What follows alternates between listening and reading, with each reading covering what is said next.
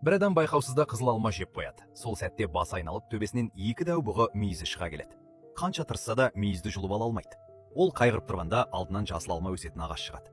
Тәтті көрінген жасыл алмадан бір тістеп алғанда мүйіздер жерге түсіп қалады. Сөйтсе шипасы осы екен.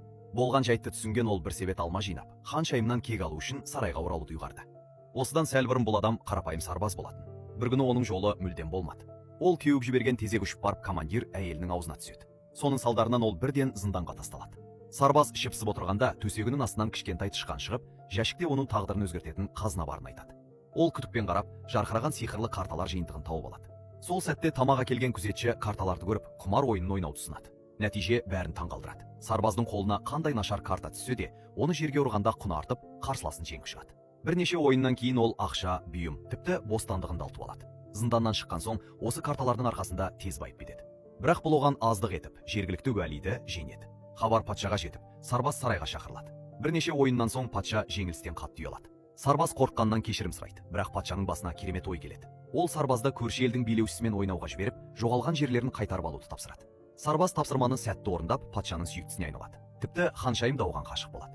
Алайда бұл жағдай уәзірлердің көре алмаушылығын тудырады. Олар өтірік өсек таратып, тіпті ханшайымды да сендіреді. Сарбаз мас күйінде үйіне оралғанда, ханшайым сәтті пайдаланып, сиқырлы карталарды жай шарап бөтелкесіне ауыстырып қояды. Содан соң уәзірлер оны ұстап алып, құздан лақтырып жібереді.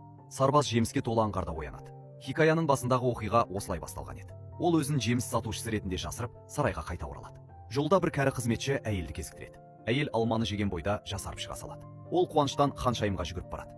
Ханшайым ол кезде жоғалған аты үшін жылап отырған еді. Бірақ қызметшінің өзгерісін көріп, еш ойланбастан барлық алманы сатып алып, аузына тығады. Бір секундтан соң қызметші әйел ханшайымның басынан шыққан екі дәу бұғы мүйізін көріп, қорыққаннан талып қалады. Патша бүкіл атақты емшілерді жинайды, бірақ ешкім ем таба алмайды. Сол кезде сарбаз дәрігер кейпінде келіп, ханшайымның тамырын ұстағансып, ұрланған карталарын қайтарып алады. Содан соң оған жасыл алма береді. Ханшайым оны тістеген бойда мүйіздер түсіп қалады. Ол қуаныштан секіріп, тіпті бұрынғыдан да сұлу бола түседі. Сарбаз мұны көріп антаң болады. Ол бетпердесін шешіп шындықты айтады. Барлық түсініспеушілік шешіліп, екеуі қайта табысады. Мұны көрген патша дән риза болып жымияды. Ал сиқырлы карталар жиынтығы өз міндетін орындап, келесі бір бақытсыз жанның тағдырын өзгертуге дайын тұрды.